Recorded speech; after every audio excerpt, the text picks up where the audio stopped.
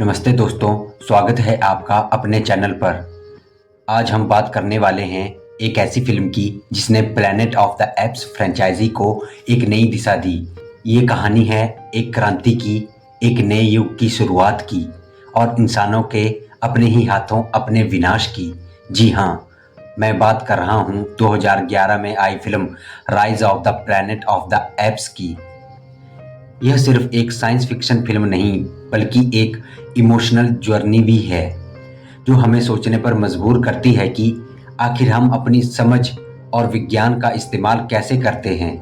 तो चलिए बिना किसी देरी के इस रोमांचक और दिल को छू लेने वाली कहानी की गहराई में उतरते हैं। कहानी शुरू होती है सैन फ्रांसिस्को में, एक बायोटेक्नोलॉजी कंपनी जेनेसिस में।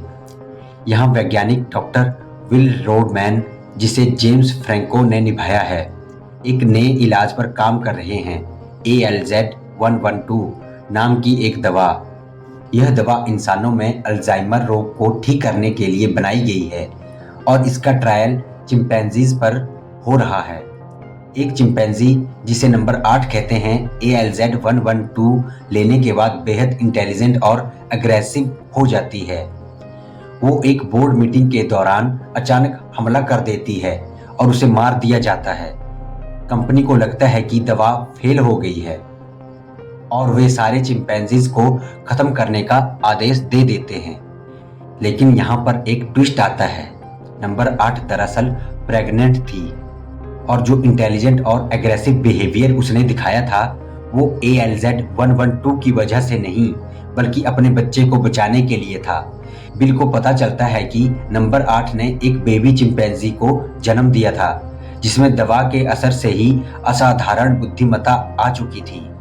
बिल उस बेबी चिंपैंजी को बचा लेता है और उसे अपने घर ले आता है। वो उसे अपने बेटे की तरह पालता है और उसका नाम रखता है सीजर। सीजर एंडी सर्किस द्वारा निभाया गया है और मोशन कैप्चर टेक्नोलॉजी से उसे जीवंत किया गया है। सीजर बहुत तेजी से सीखता है। वो इंसानों की भाषा समझता है, साइन लैंग्वेज में बात करता है और उसकी बुद्धि लगातार बढ़ती जाती है। बिल उसे अपने बूढ़े पिता, जो अल्जाइमर से पीड़ित है, से भी मिलाता है और बाद में बिल अपने पिता पर ही ALZ-112 के एक और बेहतर वर्जन ALZ-113 का इस्तेमाल करता है।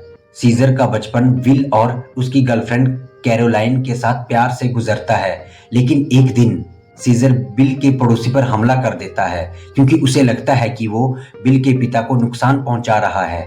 इस घटना के बाद सीजर को एक प्राइमेट सेंचुरी में भेज दिया जाता है, जो असल में एक जानवरों का आश्रय नहीं बल्कि एक क्रूर और गंदी जेल जैसी जगह है जहां चिंपैंजीज के साथ बुरा बर्ताव होता है। उस जगह पर सीजर को पहली बार एहसास होता है कि वो इंसानों से कितना अलग है। वो यहाँ दूसरे चिंपैंजीज और गोरिल्लाज से मिलता है जो उसकी तरह ही दुखी और गुस्से में हैं। धीरे धीरे सीजर अपनी बढ़ती हुई बुद्धिमत्ता और नेतृत्व क्षमता का उपयोग करके दूसरे एप्स का भरोसा जीतता है। वो उन्हें साइन लैंग्वेज सिखाता है और उन्हें एकजुट भी करता है। बिल को पता चलता है कि ALZ-113, जो उसने अपने पिता पर इस्तेमाल किया था, अब हवा में फैलने वाला वायरस बन चुका है।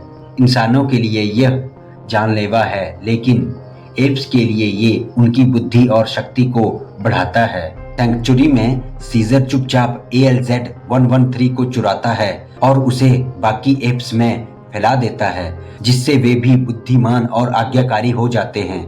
अब सीजर के पास सिर्फ इंटेलिजेंट एप्स ही नहीं बल्कि एक शानदार सेना है।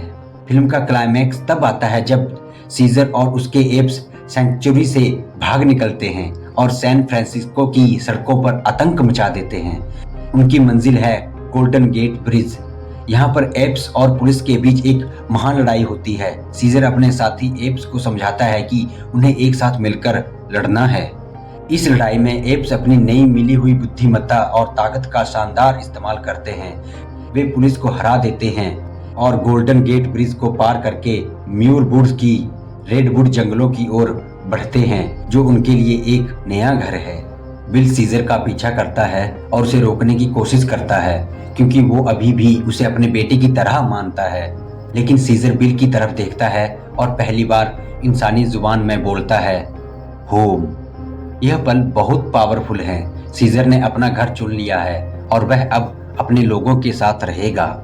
फिल्म का अंत दिखाता है कि ALZ-113 वायरस, जिसे अब सीमन फ्लू के नाम से जाना जाता है, एक एयरलाइन पायलट के जरिए दुनिया भर में फैलना शुरू हो जाता है। यह वायरस इंसानों के लिए घातक है और यहीं से प्लैनेट ऑफ द एप्स के लिए मंच तैयार होता है, जहां इंसान कम होते जाएंगे और एप्स का राज बढ़ता जाएगा।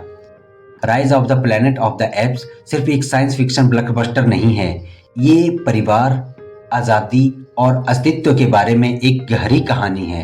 एंडी सर्किस का सीजर का चित्रण अविश्वसनीय है और इस फिल्म ने साबित कर दिया कि एक अच्छी कहानी और दमदार परफॉर्मेंस के साथ मोशन कैप्चर कैरेक्टर्स भी दर्शक के दिल को छू सकते हैं। आपको rise of the Planet of the apps कैसी लगी? क्या आप सीजर के साथ कनेक्ट कर पाए? मुझे कमेंट्स में ज़रूर बताइए।